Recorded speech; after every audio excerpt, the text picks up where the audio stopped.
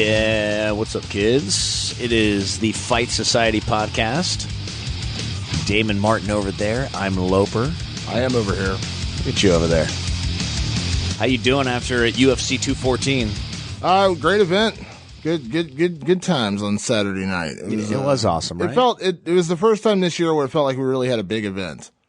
I don't mean any in the UFC, I should say. Bellator had a big event, obviously, but I think this is the first really big event in the UFC. Vanderlei Silva and Chael Sonnen. Yeah, but they didn't. UFC has been down. Well, no, I take that back. UFC was at 211, 212, whatever. The one with Stipe and Dos Santos, that felt pretty big. But this one, I think, because Jon Jones was coming back, it just felt bigger. It was huge, and every fight you could almost connect to on the main card. Yeah. Well, the undercard was good too. I mean, I agree. Ricardo Lamas, that knockout on Jason Knight, Brian Ortega with that third round submission in his fight. There were some good fights on the undercard. But if you're a casual fan, I'm just saying, if you're just at a random B-dubs, yeah, you're hanging out eating wings and cool, the UFC's on. I think if you've seen it before, most of the people on the card, you would have known who they were. Yeah. Robbie Lawler, former champion. Cowboy fights on Fox all the time. People know him. Yeah. Yeah, I mean, it was pretty incredible. And going in, I was excited. I was super excited for the Woodley Maia fight, which has caught so much heat. Yeah.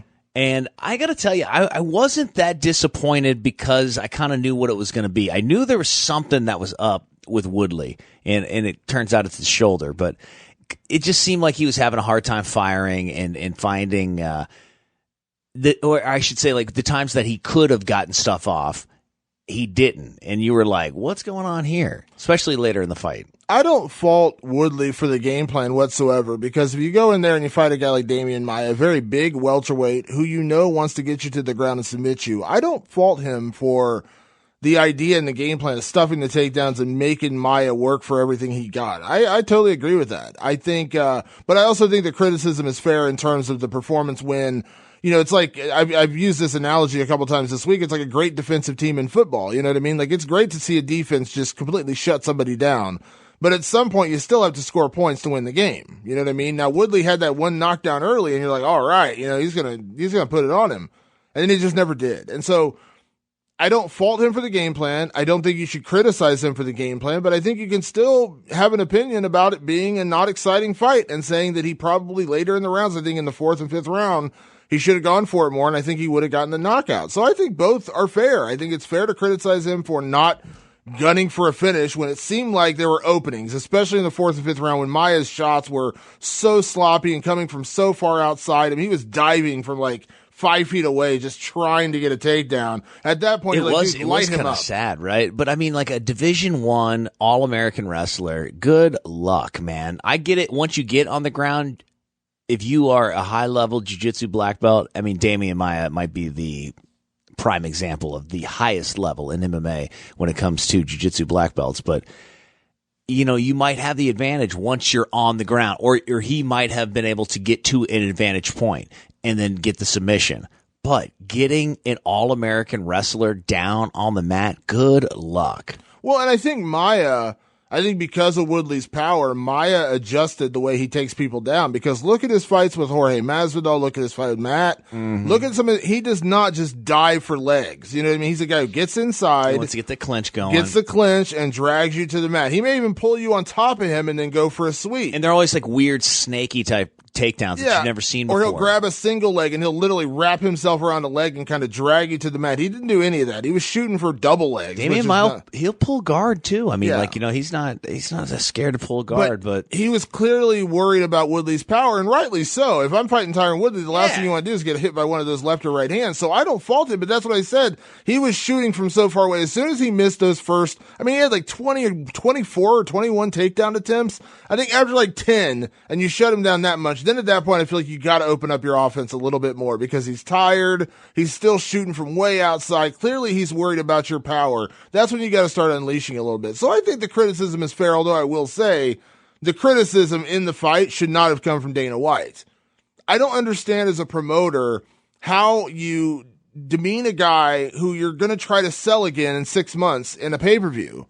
You know what I mean? Like, you rip him to shreds. He said, who's gonna pay to see Tyron Woodley again? Well, you better hope somebody, because you're gonna put him on a pay-per-view 6 months from now. Well, I think intelligent fans and people around the sport, like, I see through that shit. Like, I know what it is. I don't think he got to execute his game plan. Like, we were talking about earlier.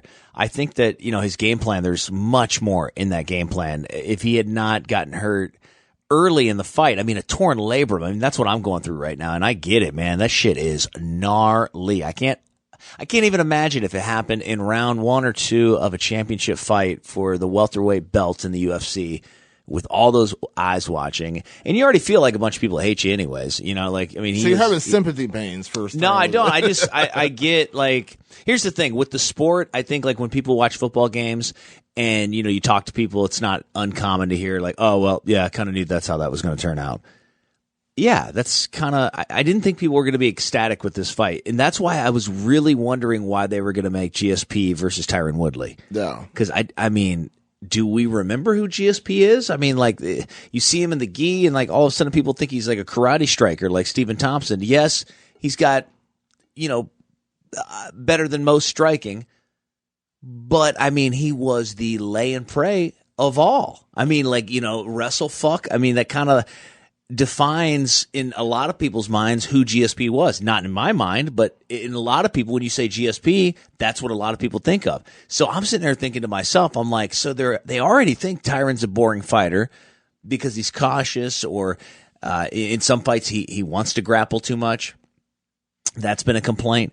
So you're going to put these two fighters who are maybe the most criticized ever in the welterweight division and put them against each other. I just didn't ever see how that was going to be a great fight, and people were going to be pumped for that. I think people are happy about the turnout. Yeah, I think people are going to be pumped about George St. Pierre regardless, but it's so weird because I think people have, like, this weird memory of George, because George took a lot of flack during his title reign about how he didn't finish guys, and he was playing it safe. He started out wrestling guys as opposed to striking with guys. Well, it even ended with the Johnny Hendricks decision. Most people thought Johnny won that fight. But I also think part of the criticism that's coming at Tyron is, when I say self-inflicted, I don't mean it in a bad way. I mean it in a good way, because he does. When he goes out there and knocks the hell out of Dong Hyun Kim, and he knocks out Robbie Lawler in the first round, he sets that stage to say, look at what this guy can do. And then when he doesn't do that, when he has kind of a lackluster, I won't say lackluster, he won. It was a shutout performance. It was not even close on the scorecard. So you can't say it's a bad performance. You can just say that he didn't go for it as much as we all believe he should have.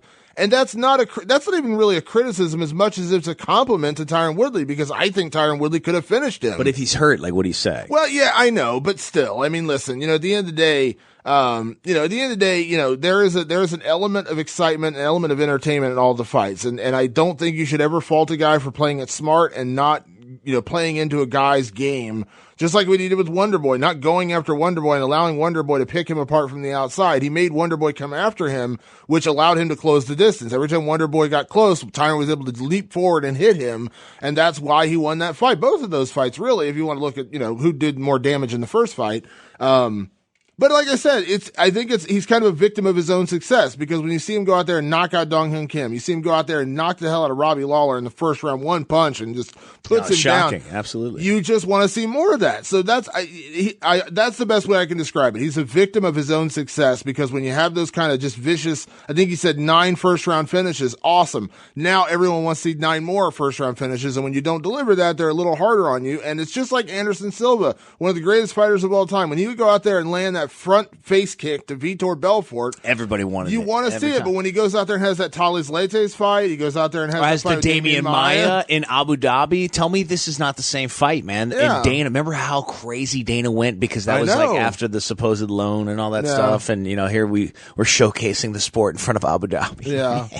Yeah, and so that's exactly what this is. He's a guy who's set the stage for these really exciting performances, and when he doesn't have them, people are critical of him. And I don't think it's unfair. I don't think the fans are unfair in that, because because I guarantee if Tyron Woodley goes out there in his next fight and knocks the hell out of somebody, whether it's Robbie Lawler or Jorge Masvidal or whoever it ends up being, and knocks him out in the first round, the love affair with Tyron Woodley will be back on again, because Anderson went through the same thing. As great as Anderson is and was, He had a couple stinkers during his career. Well, you remember Dana threatened to strip him of the title? Yeah, I mean, come after on. that fight in Abu Dhabi. Yeah, so this is nothing new. But like I said, my biggest problem with the whole thing is Dana. Dana criticizing him to the point of like burying him. I mean, he buried him in those post-fight comments.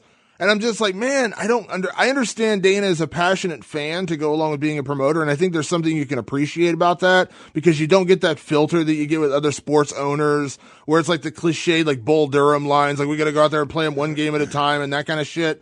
But then again, you're in 6 months, you're going to ask people to buy him and Robbie Lawler. You're going to ask people to buy him and Jorge Masvidal on some kind of a card. And I just don't understand why. You can sit there and say, you know what? It wasn't the greatest fight in the world. I wish you would have done more. But you know, these things happen. You know, it's part of the sport. You're not going to have every fight's not going to be a knockdown, drag out war. Right. And be done with it. I don't really see the need in just absolutely burying the guy. So is that what is next? You think Jorge Masvidal? Well, they're saying Robbie Lawler. They're saying Lawler rematch.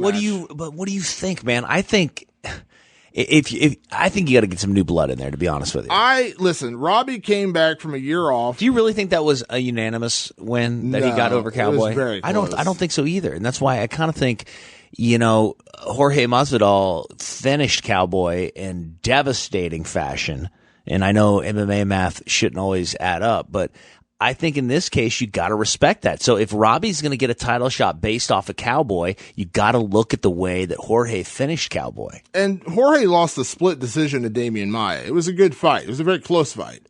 You know what I mean? He wouldn't be the first guy in the world to get a title shot off a loss. And at the same time, if Woodley's going to be out for 6 months with a torn labrum. So he took I forgot that he took that fight. You're absolutely right. And Woodley's been very active. I mean, Woodley just fought in March. Now he fought again in July. I mean, if he wanted to take 6 months off, I don't think anyone would fault him. There's been a lot of rumors that Jorge Masvidal wants to fight Wonderboy. If he beats Wonderboy, I think you give it to Masvidal. That'd be a great fight, and that's not because I don't think Lawler should get back in there. I just think it was a year ago. He got knocked out in the first round 1 year ago. What about Wonderboy Lawler? That would be a fun fight.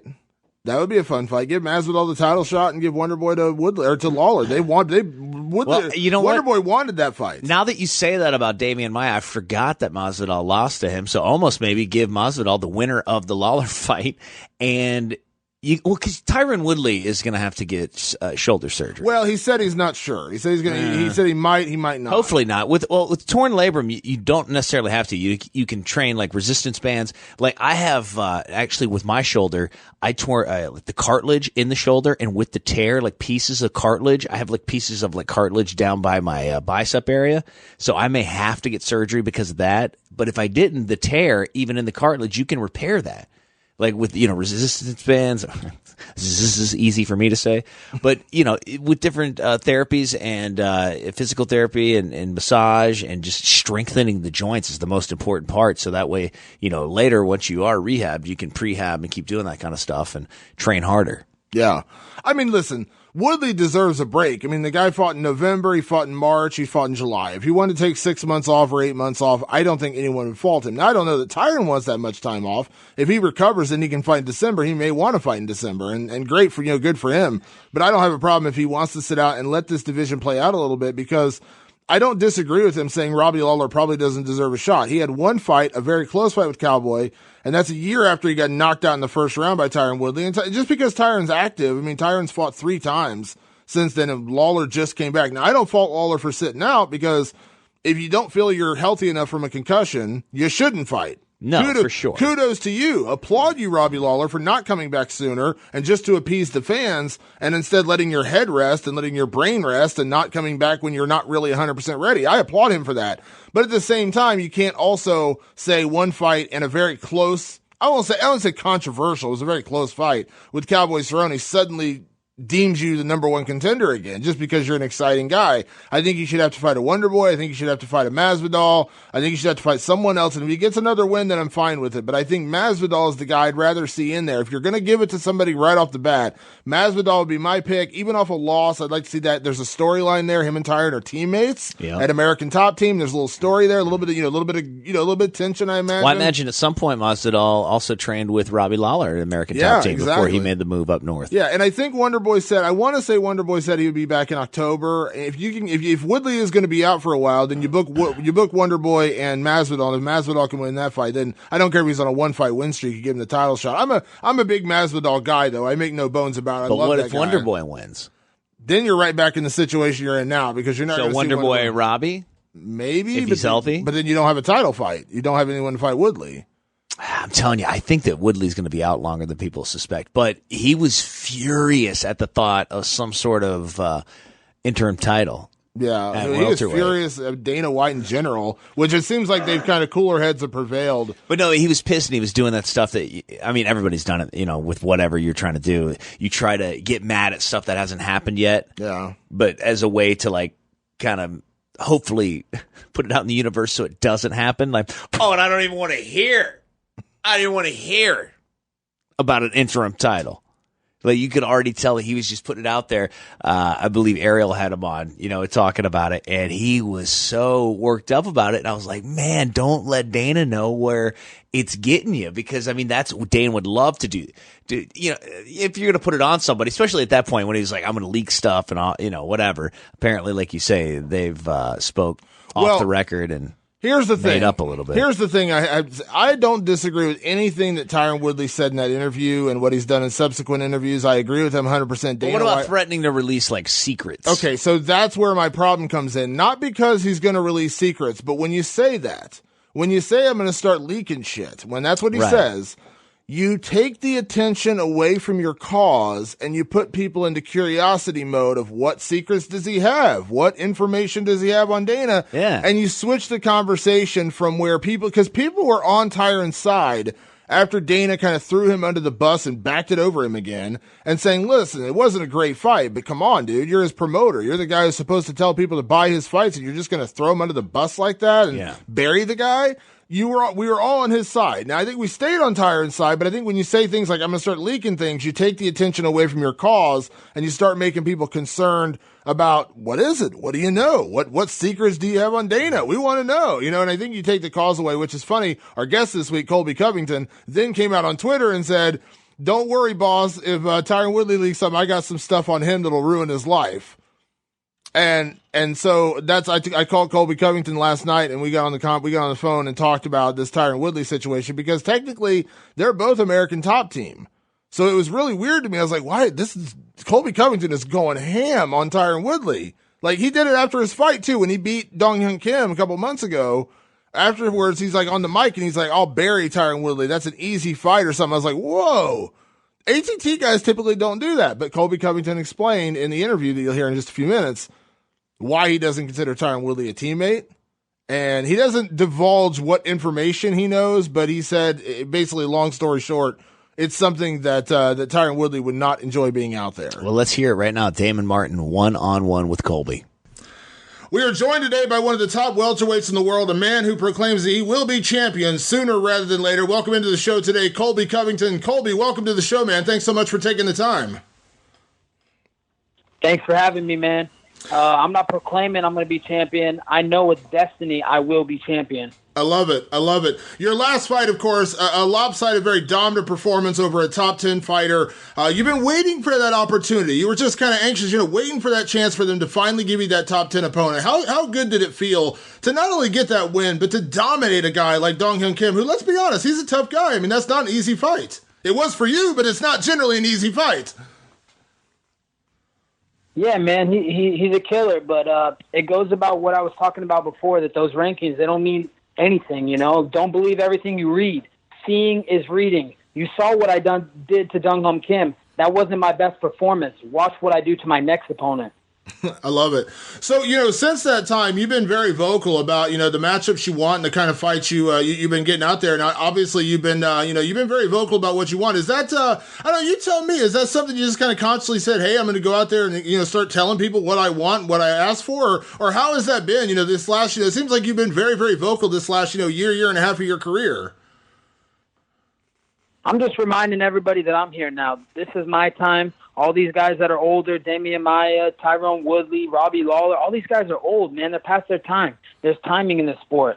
And this is my time. So I'm just reminding everybody that this is my time and that I'm going to come shine and beat their ass soon. Yeah, I know Dana White, he always says this is a young man's sport. I guess you're just proving that fact, right? It's absolutely true, man. This is a young man's sport, and a lot of old dogs in the welterweight division. You know, it's aging like milk. So now with that said, there's lots I want to talk to you about today, Colby. Let me kind of start with, what comes next for you, because you came off that win over Kim. I know you wanted Rafael dos Anjos. I know you mentioned Neil Magny. Now they're fighting each other. What happened there? It seemed like kind of a natural fit that you would get one of those guys, and now they're fighting each other. Yeah, man, they're like the plague. Everybody's ducking me like the plague. I am the plague. I'm the toughest fight in the top 10. That kind of goes to show, all these guys that are ducking me, that kind of tells you the story as it is. They know I'm the best fighter in the world. They know I'm number one now, so no one wants to fight the true best fighter in the world. So, that's what it is. Everybody's ducking me. Rafael dos Anjos, Neil Magny, they're my bitch for this life and the afterlife.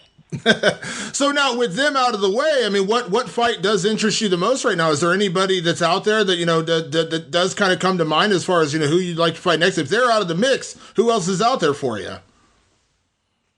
Yeah, I mean, I thought Demian Maia was going to retire, and I was going to leave him alone. He's going into retirement. That's some dick move to call some dude out that's in retirement. But since he was after the fight, he was saying, "Oh, I got tons of fight in me left. I'm going to keep fighting on like a true fighter." Then, man, let's fight, man. Let's not waste no more time, man. You're like 50 years old. You're getting gray hair on your head, so let's do it while you still got anything left in the tank. I'd love to be the one to retire him. So I got my eyes fully focused on Demian Maia right now. Okay. What did you think of Maia's performance against Tyron Woodley? That's what I kind of expected. Maia's one-dimensional. He doesn't really bring much to the table in striking. All he can do is put you up against the cage, get a body lock, get to your back, get a rear naked choke. That's about all he does. He's never really knocked anybody out. He's never really showed striking or beaten anybody in the striking aspects of the fight. So, he's very one-dimensional. That's what I kind of figured. Tyron Woodley would just back up to the fence, it would be a boring fight. He would just not throw too many punches because he's cautious and he's playing it safe because he's old now and he doesn't have any gas left in the tank. So, that's kind of what I expected. A boring fight, Demian Maia trying to push him against the cage and Woodley throwing one or two shots and then just backing back up and backing up. And, that's not a championship performance. I tell you right now, you put me in there for a world title for that type of money, I'm going to fight for championship performances, and it's always going to be an entertaining show when I'm in there. Yeah. After the fight was over, obviously, there was a lot of criticism of Tyron and Demian Maia for that performance. Dana was very vocal about that, and I'll get to Tyron Woodley in a second because I know obviously that's some things you've had to say about him on Twitter. But I mean, is it fair when there isn't the most exciting fight in the world? I don't fault Tyron Woodley for the game plan. Playing into Demian Maia's jiu-jitsu world is that's giving him the one chance he has to really win. I understand that, but is there fair criticism when there's a fight like that? Is it fair to criticize a fighter for a performance like that, or should we still applaud them because it was a smart game plan? I think it's fair. This is the entertainment business. He didn't put on an entertaining show. That was boring, man. No one wants to see that.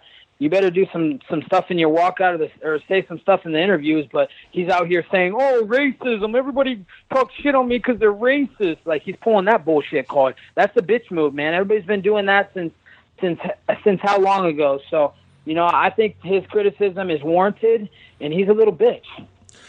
After your fight with Dong Hyun Kim, you mentioned Tyron Woodley by name. Now, me as, kind of the outsider looking in, I always American Top Team as a team, you guys are very, very close-knit. I know that's a family down there. The coaches, the guys who you work with, that is very much a family. So it kind of took me off guard a little bit because I consider Tyron Woodley to be part of ATT. Now, I saw another interview you did yesterday, I believe it was, where you talked about how you don't really view Tyron Woodley as a teammate necessarily. Can you kind of explain that to me? Because I was a little taken back only because I know how tight ATT is, and I know you guys are like brothers and sisters down there, and you always have each other's backs. So I was a little shocked the first time you said it. Now I read your interview yesterday, but I kind of want to hear it from you yourself, like why it's different with Tyron Woodley, why you don't really consider him a teammate. Okay, why I don't consider him a teammate is he trains full-time in St. Louis. He doesn't come to Coconut Creek. I think he came by one time, and that was only because Dan Lambert was going to take him out for steak. So besides that time for him coming down so our manager could put him up and give him, a nice steak dinner to calm him down from his boring fighting ways, I don't consider him a teammate. He trains in St. Louis. He's at Rufus Sport. Look who's in his corner. He's got Rufus Sport. what do you want to claim, man? That's like me going to Jackson Wink or something and being like, oh yeah, I'm part of ATT, but I'm Jackson Wink too. You can't be in the middle. You have to pick a side. Like, are you ATT or are you Rufus Sport? Are you St. Louis? What are you, you know? So, you know, I think he's fake, you know. There's a lot of people that he caused drama with in the past, you know, with Robbie and Hector Lombard and guys like that. So, you know, I don't really consider him a teammate. And, you know, he's never shown friendliness to me. When I came out to help him for the Rory McDonald fight, helped him, you know, pretty much just revolved around his schedule, training with him, doing this day and day night, you know. Then the next time I saw him at a UFC event, when I had a fight, he acted like he didn't even know me. So that's just how I thought it was funny, that I was beating his ass in training, and then he doesn't want to show me the respect behind curtains when we're at a UFC event. So he's a fake motherfucker, and that's why I sent that tweet out. You know, he trying to threaten Dana, hold him to gunpoint. Well, motherfucker, I'm going to put you to gunpoint then. Let's see how you respond to that, because you a fake motherfucker. Yeah, so you said, now I'm not going to ask you to reveal information and stuff like that, but everyone, listen, when you're around a camp, I understand there are secrets that are out there. So it sounds like you're pretty confident that whatever you have to say is something that Tyron Woodley wouldn't exactly want out there. Is that safe to say? I'm 110% confident that Woodley does not want out there what I would say, but I'm not going to ruin his life because Dan Lambert told me, and I made a promise to him that I wouldn't do that. So let's just say, Woodley, you're on thin ice, motherfucker. You better watch your words wisely, how you go about business.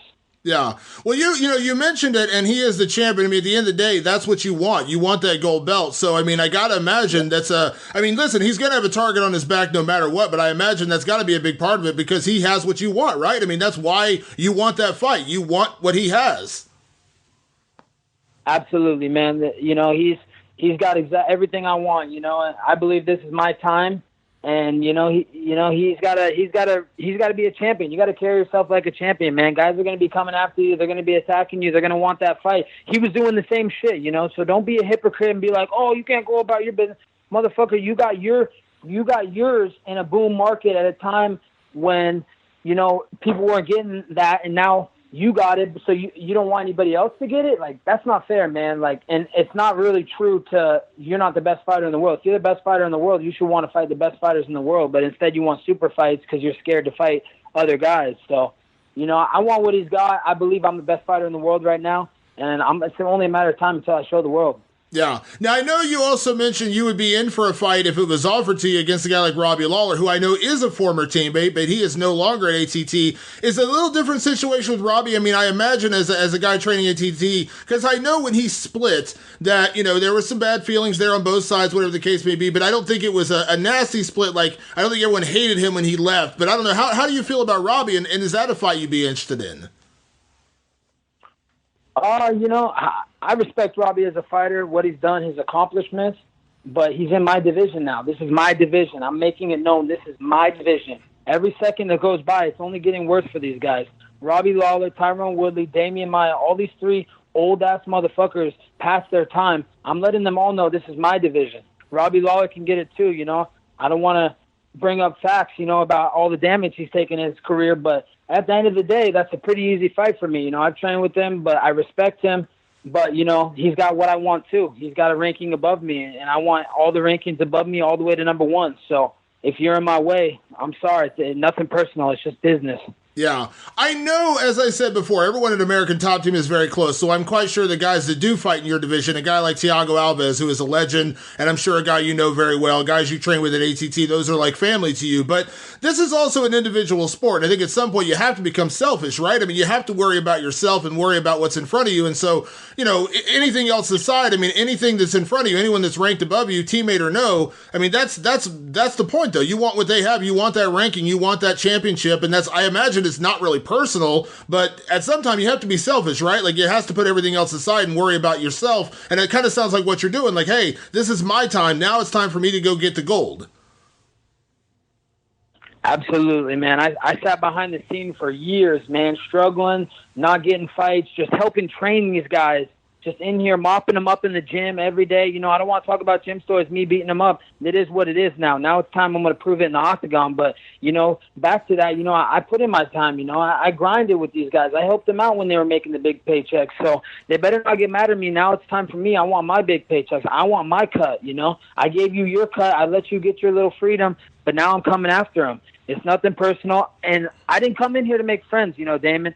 I got enough friends, man. I got plenty of friends back home in Oregon, so I ain't here to make friends, man. You're my friend. You're cool. I consider you a friend, but I'm not here to make friends with any other martial artist, so I don't really give a fuck what they say about me. Yeah. Well, what's great, Colby, is that, you know, the progression you've made, the evolution you've made, especially because you came in. Now, I'm a wrestling guy. That's the background. I love wrestling. I love collegiate wrestling. So I always kind of have a special place for the wrestlers that come in. But you have worked tirelessly to add on to the other elements of your game, and I think we saw a lot of that in the Dong Hyun Kim fight where, you know, you knew you could take him down at any point, but you also were able to work him on the feet. You were able to work with your submissions. I mean, it feels like you really have kind of hit a stride right now, and I got to imagine that plays a big part in your confidence that you do feel like you can go out there and not only compete with these guys, but you're ready to beat anybody. And I think that I'm just guessing, maybe you can tell me better, but it sounds like that's a big part of what you're saying and why you're ready for a Tyron Woodley or a Demian Maia is because you know that you are the well-rounded guy that can beat them anywhere at this point.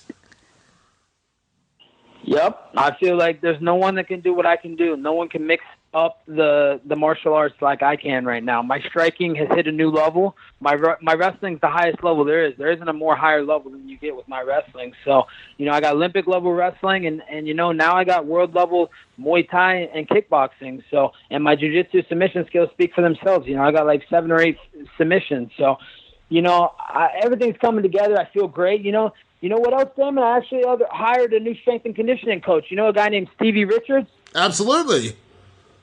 Yeah, man. So, you know, we're going to revolutionize. He's coming in to help me, you know. What's better to have a former pro wrestler that, you know, didn't cheat. He went by the book, you know, all natural man, you know, didn't have to put steroids in his body, hard worker. Look at his body now. I mean, he's shredded, you know. So, you know, the game's changing, man. He's coming in to be my strength and conditioning coach for this world title run, and we're going to get that world championship belt together. I love it. And it's like anything else. It's just like the elements you add to make you better. That's just one more layer to make you an even better fighter, right? I mean, that's just one more thing to get you to that gold.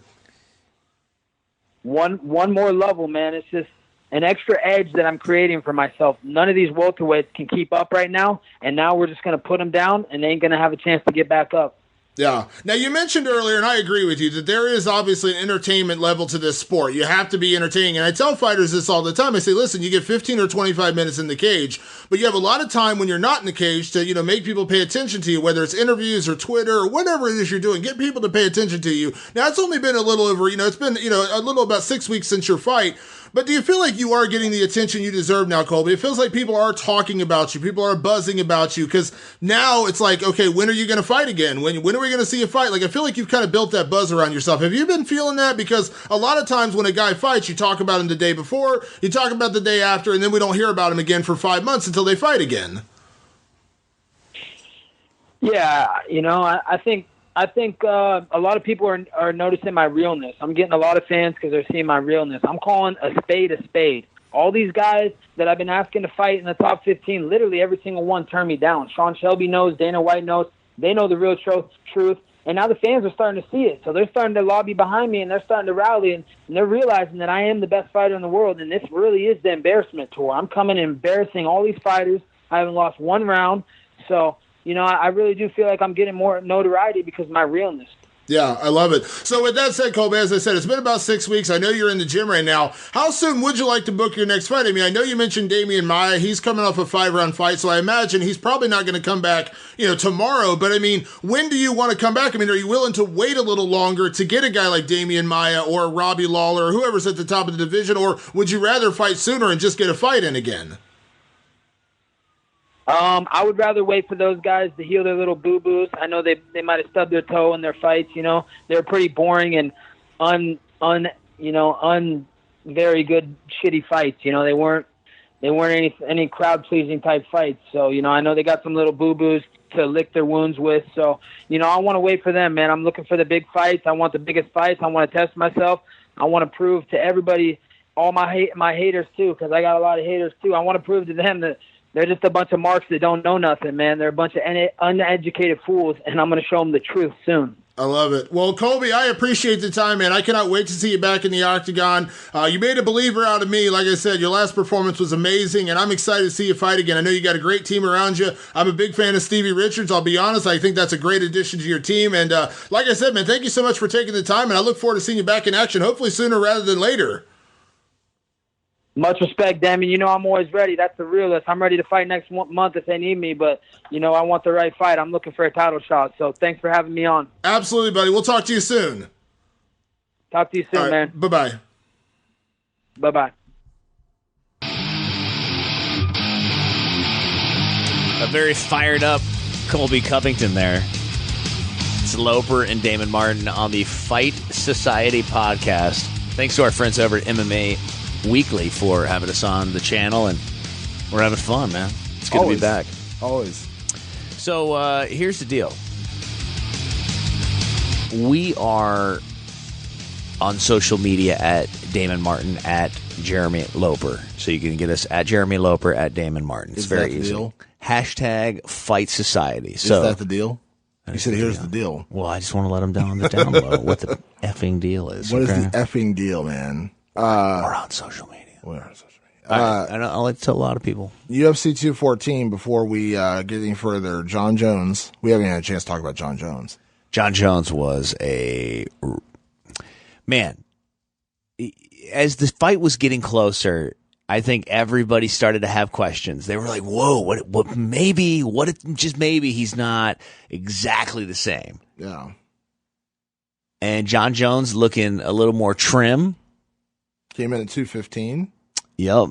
And came in, and I want to say, like, you know, I thought my first opinion was he opened the fight, and it was kind of like the old John, but Daniel Cormier was on it, man. You know, he was hot right out of the gate, and I think that was a good move. It kind of put John back on his heels a little bit, kind of like what Robbie did to Cowboy. Yeah. Cormier was winning the early part of the fight. Round 1 was very close. Cormier clearly won round 2. And at that point, going into round 3, I'm thinking, man, you know, Cormier's really figured it out this time. You know what I mean? He figured it out. And John is taken back a little bit because Cormier's coming after him. He's landing some hard shots. He's not backing down. He's not overpowering him. That's what I was thinking, too. I wonder how his confidence was, you know? And then head kick. Ducked his head, called his shot because he saw that tendency in Cormier to duck his head. Ducked his head, and boom, knocked him down. And then he just... The last guy you want on top of you throwing punches, who's not named Mark Coleman, is Jon Jones. No doubt. That dude is vicious. I mean, if you're Jon Jones, that was the photo finish you wanted. That was the shut up everybody for all of the last couple of years finish. That was the shut up Daniel Cormier forever. Yeah. There's probably never going to be a third There's fight. Not. Why would there ever be a third fight? You want to see that happen to Daniel Cormier again? I don't.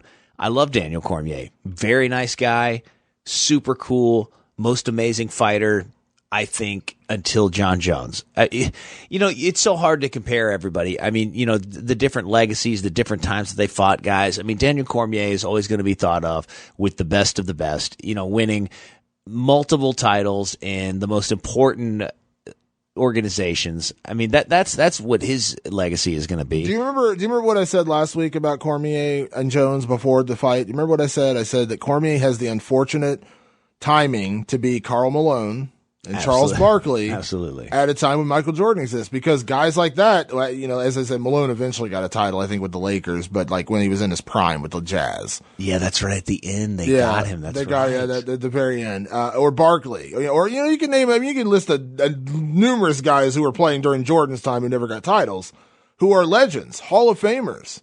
But Jordan was Jordan, and that's where you're at right now with Daniel Cormier. Michael Jordan was so good, his contemporaries who were great just couldn't quite get past him, and that's what. And so I think Daniel Cormier deserves a ton of credit for what he's done. He's been an amazing champion. He's been an amazing fighter. He's beaten everybody else at heavyweight and light heavyweight. But Jon Jones is the GOAT. And I argued this on Saturday night, and I'll continue to argue it now. I said this before the fight, Jon Jones is the greatest fighter of all time. Now, before the trouble, like, who disagreed with that? Well, I feel like nobody, people disagreed with me on Twitter saying Anderson Silva's the greatest. I had some people saying George St. Pierre's the greatest. I had a lot of people angry because Jon Jones has, fouled up in his life so many times. But I said, when you look at his resume and you look at the way he's just decimated guys, and he's had one fight in 24 whatever career fights, one fight that you can point to and say that was kind of close, and that was the Gustafsson fight. That's it. You cannot point to any other fight and say he didn't win just lopsided or finished. I mean, I've been in a lot of Jon Jones fights, dude. When he won the title against Shogun, I remember watching that fight live in the arena. I remember watching him drop Lyoto Machida like a sack of potatoes with that guillotine choke. I mean, he when he fought Rampage Jackson, he just toyed with him. He didn't go out there and just beat him. He basically picked his shots, and when he decided to finish the fight, he did. Like, he's like, fourth round, third round. All right, I'll go ahead and finish him. He was toying with him up to that point. You don't toy with a guy like Rampage Jackson who can land one punch and knock your head into the third row. Jon Jones can do that, though. Jon Jones is the greatest fighter of all time, and I don't think there's an argument at this point. I love Anderson Silva. I love George St. Pierre, but no one has the resume that Jon Jones has, and no one has done to the opponents that Jon Jones has done what he has done to them. He's had one close fight. One. He's lost maybe 5 rounds total? So what is the likelihood of him fighting Brock Lesnar? Everybody is obsessed. They can't get enough. What do you think? Next year, July. I thought it was going to be this year. Then I realized that Brock's suspension wouldn't be up until minimum February, and that's assuming he would get back into the testing pool right now. I know his contract with WWE runs through, I believe, April of next year. So my new guess, and I apologize for anyone that I just got excited thinking it could happen in December. It won't happen in December, but I think July, International Fight Week 2018, Jon will fight Gustafsson first. December, my guess, end of the year card, the final card of the year, Jon versus Gustafsson 2. Great fight. Jon wins that, which I would pick him to win that fight. Lesnar, July, International Fight Week 2018. And it will be the biggest UFC fight in history. It will break Conor's record. I'll say that right now. It will break Conor's record. Oh, I think so too. With just the mainstream appeal of the fight, more people know who Brock Lesnar is than you think. More people know who Brock Lesnar is than Floyd Mayweather. No, I don't think people. I don't think more mainstream people. I would say it's similar. You know what I mean? I think more people know Conor and Floyd now. Yeah, there's going to be more like traditional sports fans that are going to watch Conor and Mayweather. Yeah, well, I'm not comparing this to Conor. When I say bigger, I'm saying bigger than UFC fights. I know what you mean. I know what you mean. It's not going to be bigger than Conor Mayweather. But I was trying to take it there. I know where you were trying to take it. You were talking about Frankie or talking about I'm talking about Conor and Nate, which is 1.5 million buys. I think Lesnar and Jones does more. Because you're not easy. Absolutely. No, you're totally right. Yeah. That's such a Jon Jones is the great, and Jon Jones is a draw himself. It's not like Jon Jones isn't a draw. He's a good draw. He draws fights. He's had a lot of big pay-per-views. When you put that element with the unknown of Brock Lesnar, the hulking, huge, massive heavyweight, the WWE superstar, the former heavyweight champion, all the elements are there to make it a massive fight. And I think the UFC would be, I'm not even saying like, I would be absolutely excited for the fight. But I think the UFC would be fools not to put that fight together. You need big fights. Ronda's gone. She's not coming back. Conor, in my opinion, will come back to the UFC, but he very largely may have one foot out the door. If he goes out there and knocks out Floyd Mayweather, he's never coming back, in my opinion. I think he stays gone forever.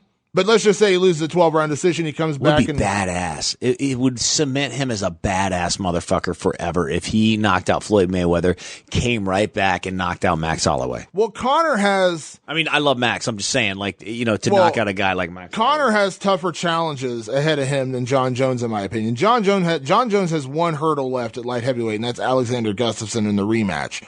Now, I said this yesterday, and I'll say it right now. The only fight in the UFC today, of all the fighters on the roster, that I wouldn't put Jon Jones as a favorite in front of is Stipe Miocic. Stipe would be the one guy who I think it would be a favorite over Jon Jones. He's huge. He's got the reach. He has power. He has great wrestling. I don't have the stats in front of me, but I would love to see what their stats are. Oh my God, that's my now. See, as a hardcore fan, that's my dream fight because Stipe might be the one guy who can go out there and just knock Jon Jones clean out. Imagine if they made that fight, Jon Jones, title against title,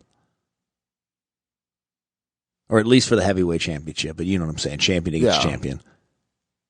Jon Jones against Stipe. Jon Jones wins. It fights Lesnar for the championship. Well, no, see, I think you get the reverse of that. Here's because one thing that John complained about on Saturday night, he said Stipe's not a big enough star, which, whatever.